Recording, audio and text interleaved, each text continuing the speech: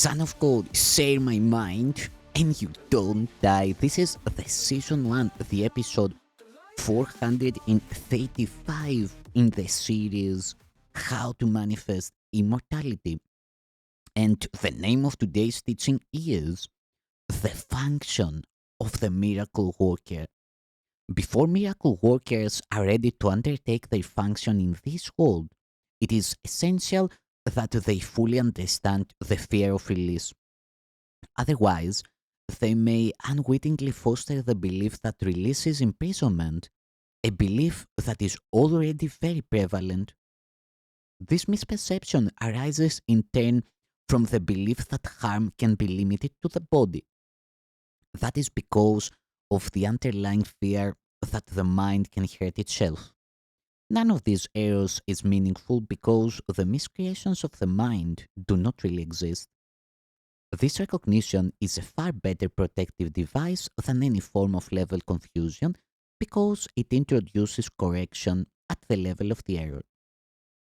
It is essential to remember that only the mind can create and that correction belongs at the thought level.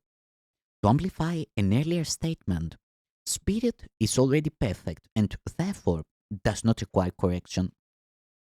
The body does not exist except as a learning device for the mind. This learning device is not subject to error of its own because it cannot create.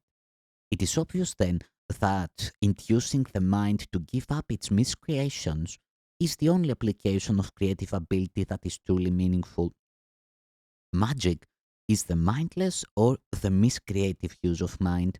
Physical medications are forms of spells, but if you are afraid to use the mind to heal, you should not attempt to do so. The very fact that you are afraid makes your mind vulnerable to miscreation. You are therefore likely to misunderstand any healing that might occur, and because egocentricity and fear usually occur together, you may be unable to accept the real source of the healing. Under these conditions, it is safer for you to rely temporarily on physical healing devices because you cannot misperceive them as your own creations. As long as your sense of vulnerability persists, you should not attempt to perform miracles. I have already said that miracles are expressions of miracle mindedness, and miracle mindedness means right mindedness. The right minded neither exalt nor depreciate the mind of the miracle worker or the miracle receiver. However, as a correction, the miracle need not await the right mindedness of the receiver. In fact, its purpose is to restore him to his right mind. It is essential, however, that the miracle worker be in his right mind, however briefly, or he will be unable to re-establish right-mindedness in someone else. The healer who relies on his own readiness is endangering his understanding. You are perfectly safe as long as you are completely unconcerned about your readiness, but maintain a consistent trust in mind. If your miracle working inclinations are not functioning properly, it is always because fear has intruded on your right mindedness and has thus turned it upside down. All forms of not right mindedness are the result of refusal to accept the atonement for yourself. If you do accept it, you are in a position to recognize that those who need healing are simply those who have not realized that right mindedness is healing, that right mindedness is healing. The sole responsibility of the miracle worker is to accept the atonement for himself. This means you recognize that mind is the only creative level and that its errors are healed by the atonement. Once you accept this, your mind can only heal.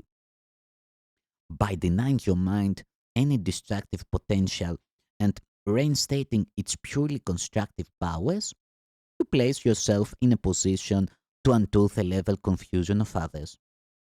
The message you then give to them is the truth that their minds are similarly constructive and their miscreations cannot hurt them. By affirming this, you release the mind from over evaluating its own learning device and restore the mind to its true position as the learner. It should be emphasized again that the body does not learn any more than it creates as a learning device. It merely follows the learner. But if it is falsely endowed with self initiative, it becomes a serious obstruction to the very learning it should facilitate. Only the mind is capable of illumination. Spirit is already illuminated, and the body in itself is too dense. The mind, however, can bring its illumination to the body by recognizing that it is not the learner and is therefore unamenable to learning.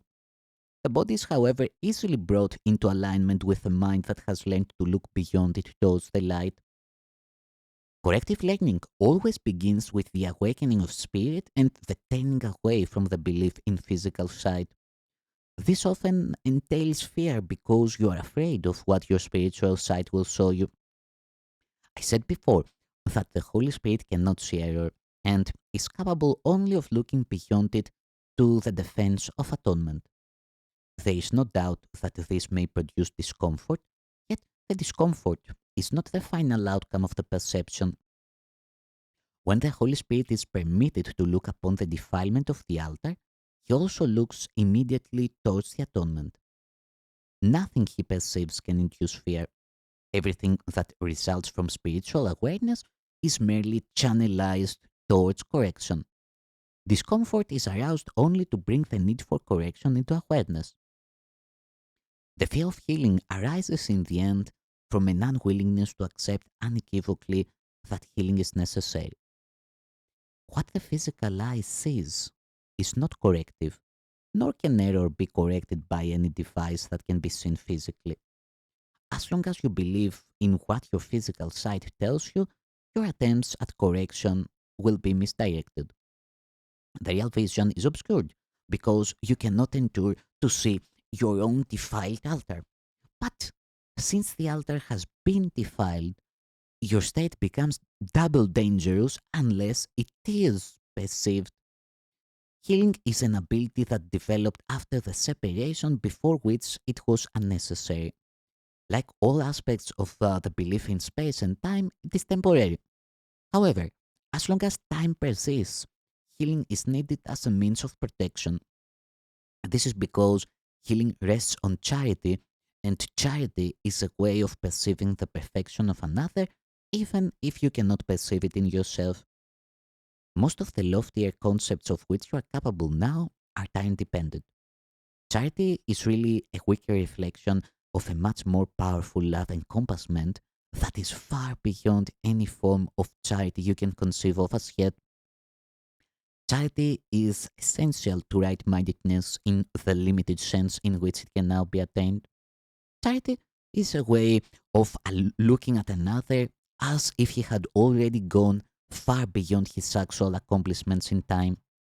Since his own thinking is faulty, he cannot see the atonement for himself, or he would have no need of charity. The charity that is accorded him is both an acknowledgement that he needs help and a recognition that he will accept it. Both of these perceptions clearly imply their dependence on time, making it apparent that charity still lies within the limitations of this world. I said before that only revelation transcends time.